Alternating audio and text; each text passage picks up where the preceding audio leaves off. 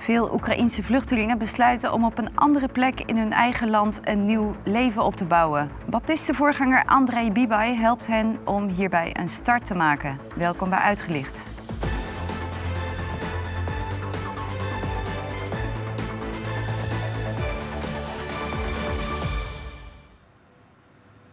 Goedenavond. Steeds meer vluchtelingen uit Oost-Oekraïne besluiten om toch in veiliger delen van het land te gaan verblijven. In de stad Vinnitsa, in het midden van Oekraïne, vestigen zich de laatste weken steeds meer mensen. In de studio Andrei Bibay, pastor in Vinnitsa, die vluchtelingen helpt om zich te vestigen in de stad. Pastor Andrei, welcome in our studio. Thank you so much. First of all, what was the situation in Ukraine before you came to the Netherlands? Because you came a few days ago. Yes, that's right. You know that in Ukraine we have war, and we have a lot of refugees, internal, and those refugees that have to leave the country or want to leave the country, because not everybody has a chance to leave the country. So we have both internal refugees and those that go to the west. So internal, you mean it's people from the east of Ukraine who fled to the west of the country? That's right. Yeah. Not just to the west of the country, but even to the center of the country, namely Vinnitsa, where I come from. Yeah, safer parts actually. That's right. Yeah. Relatively safer parts, because you cannot say that there are safe parts of Ukraine anymore. No. But how did your life change? Because at the end of February, the war started. The whole of Ukraine was invaded by the Russians. How did it affect your life? It affected our lives greatly. We had plans and we wanted to do many things different from what we are doing now. And all of a sudden, overnight, our lives changed and we had to do different things from what we were planning to do. And now we house and take care of the refugees that come from east, south, southeast, and even from north, because we had a lot of refugees even from our capital, Kyiv, because it was getting ready to be invaded, but Kyiv was heavily attacked, of course, so many people are coming also from there. That's right. But now Kyiv is free. It was never occupied. Some suburbs of Kyiv were occupied. I'm sure you've heard of Bucha and Irpin. Yeah. Yes, that was a great tragedy, what happened in Bucha. Many Ukrainian people were killed there, civilians. Right. Yeah. That's right, civilians. You're correct. Yeah. Absolutely. And you're a pastor in Vinnitsa. That's right. It's a town in the middle, in the center of Ukraine. How does the war affect your city? Yes.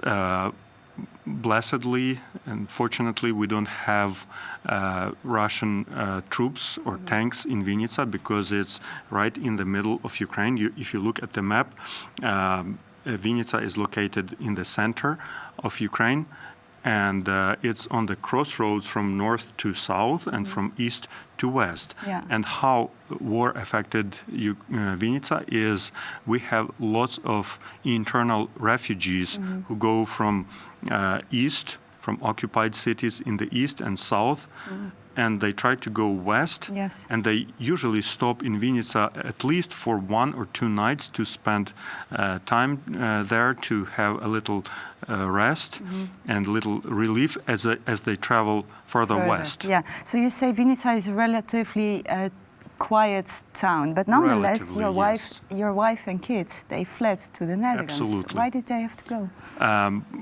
I did that after we had rocket attacks at our airport. Our airport was destroyed by rockets, and then we had a rocket attack at our TV center, and we actually saw that at 4 a.m. in the morning. First rocket woke me and my wife up, and second rocket hit the TV center, and we actually saw the explosion. So it was very close to where you were living? Yes, it was very close, like 2 kilometers away, but we saw the red explosion and we heard it, and our children woke up, and our youngest son, Pavlik, he grabs his little teddy bear and he tries to run somewhere. And that's when I understood that I need to send my family to a safer place. Was it difficult for you to send them away? Because you stayed in Ukraine and you were That's right. sending your family away.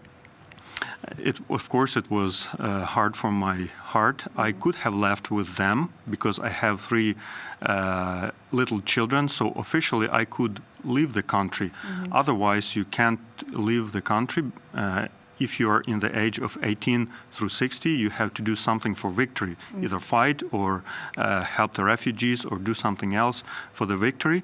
But I left. I stayed in the country because I'm a pastor and I need to take care of the flock.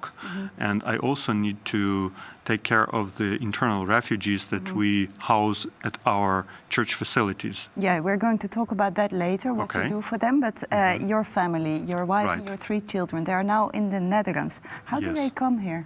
They had to go through Moldova and Romania, and then all the way from Romania through... By bus, they went by bus, to Holland. yes. 20 plus hours, I believe. It wasn't easy for them, but it was safe, it was nice, and they were accepted here by very nice people, and I would like to thank them for doing that so much. The Rehoboth Church and the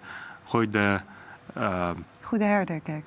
Goede Herderkerk. Yeah, yes. Good Shepherd Yeah, Church. Good Shepherd Church. That's right. I was Yeah. trying to say that in Dutch.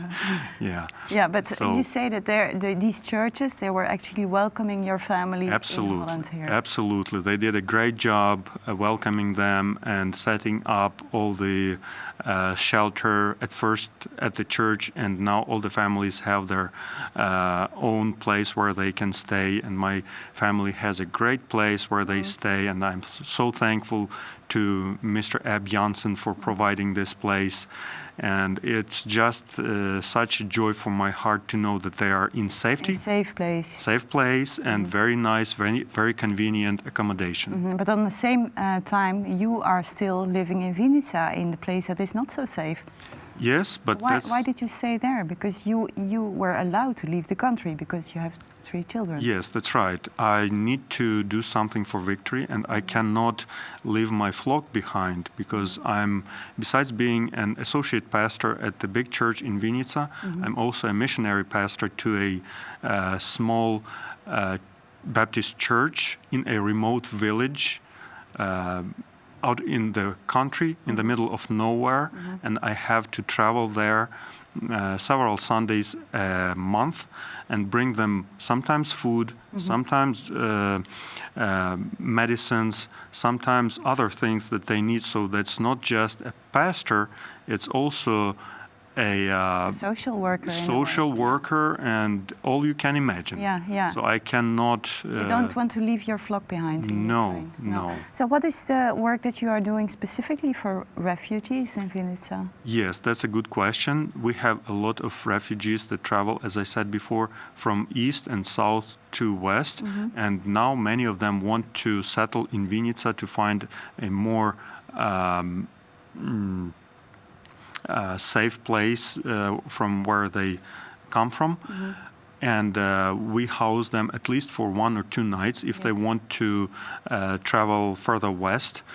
And we also house them at our houses. We encourage church members to house refugees and help them in every way they can.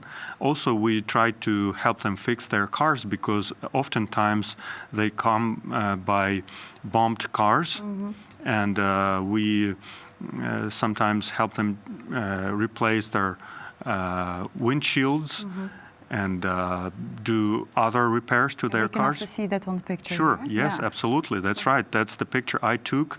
That's before, and there should be a picture after. So I hope they have it. This is how they came, and This is how they came, and this is how they left. Yeah. Yes. So you help them in many different ways, in Many giving them different shelter. ways. What kind of stories do these people carry with them when they come from the war zone? Some stories are just heartbreaking. There was one family that lost 5 men in one day. They were in one car, and a rocket hit the car, and 5 men died in one day in one car, and they buried them in one in one place. I have that picture, but I don't think I sent it to the channel. I will forward it to you. No, but they buried these people on the side of the road or something. I believe they buried them in the church property, right. in one grave. So they come with a lot of trauma, a lot of pain, a lot of trauma. We first of all we provide free place for them, free meal. They can take hot shower. They can spend as much time as they need to. A lot of times they travel with little children, so we provide comfort to them, and we pray with them. We eat with them, we spend time with them, we listen to their stories, and we bless them in every way we can. And also sometimes they have to go to work and leave, of course, their possessions, their money, their documents at home. And at the end of the day, they have no place to go back to. Yeah. They just have to flee. Yeah. So oftentimes they come to us with no documents, no money, no nothing. So we try to help them renew their documents, and they need to stay longer in our church or other people's houses, other facilities. Yeah, do you have enough housing for these people, these refugees that come from all over the country to Vinnitsa? Well, so far we managed to answer all the needs we had, yes. And we, as I said, we encourage our church members to take part, and they really replied. So many people we had.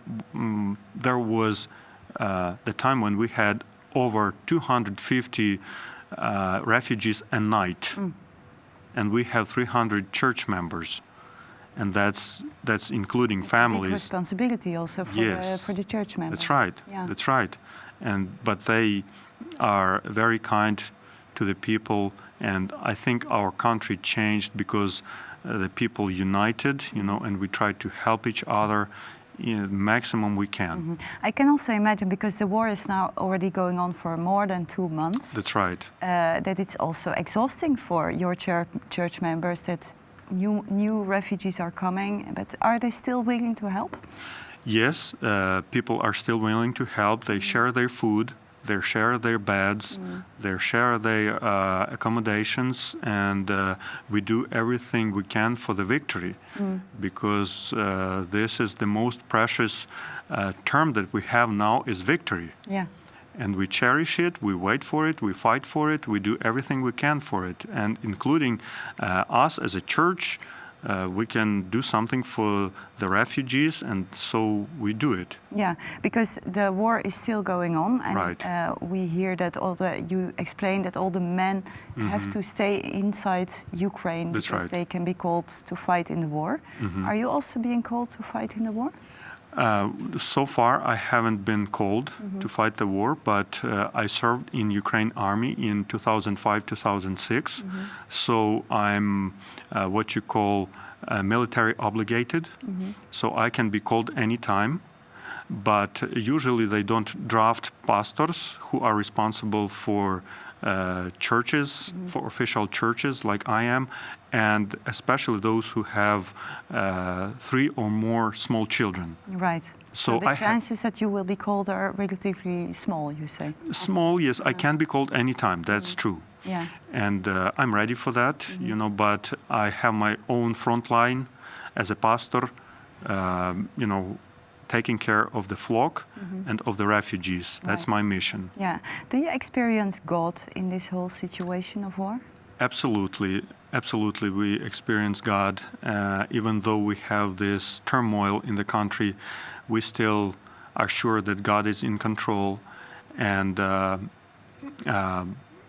how can you see that? Can you give me examples? First of all, I see that the country has united.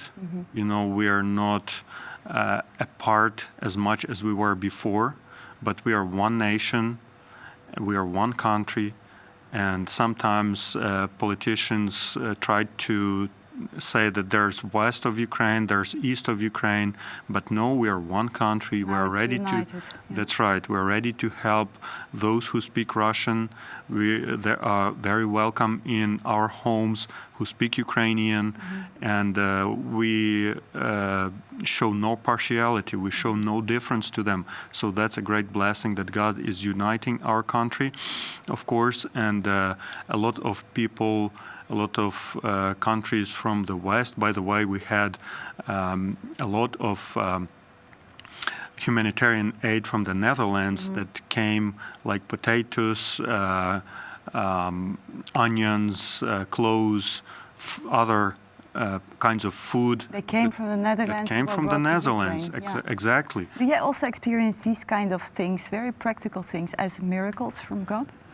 Yes, that's miraculous that other countries, people who don't know us, who never heard of us, are ready to sacrifice their money and time to help us. Right. Of course, that's also the hand of God. Yeah. Yeah. How do you think the war in Ukraine is going to continue? Looks like it's going to continue on. It's unfortunately, it doesn't look like it's going to finish in the nearest future. Because we have tension at Moldovan border now, where the Transnistria stripe is, the occupied part of Moldova.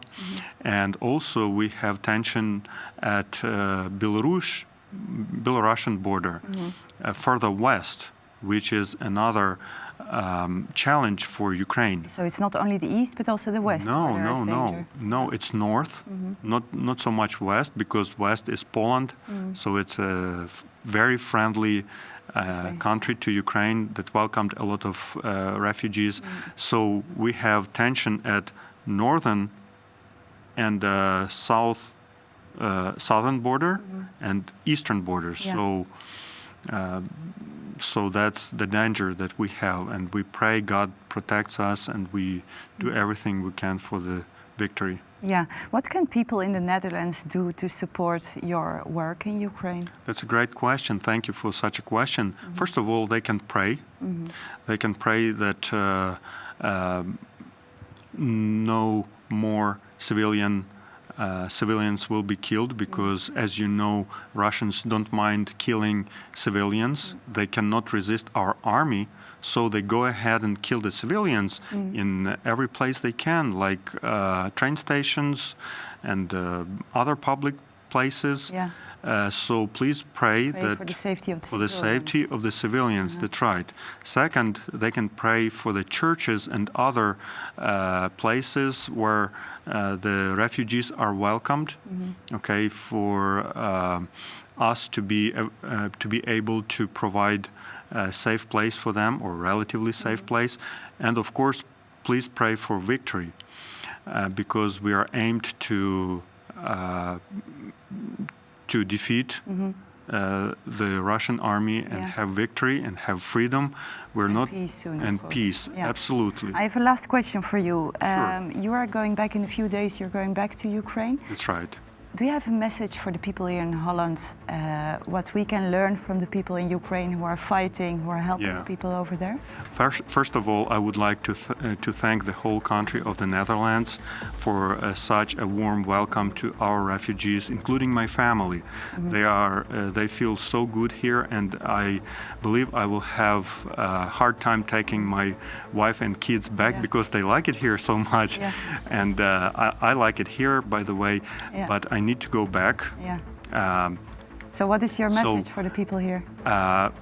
Thank you very much, first of all. Secondly, we pray that you stay safe and that you never go through what we're going through. And of course, we're trying to do our part. And please do your part, what you can.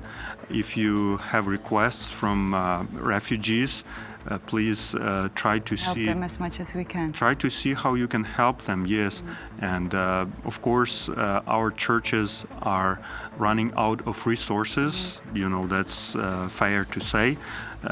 That a lot of people lost jobs. So we need to also Need help there. income. Yes, if anybody would like to donate, any donation is always welcome. Pastor Andrei, thank you very much for coming here and God bless you also in your work in Thank you, Ukraine. Sarah. Dit was Uitgelicht voor vanavond. Ik wens u een hele fijne avond toe. Morgen zijn we er natuurlijk weer. Graag tot dan.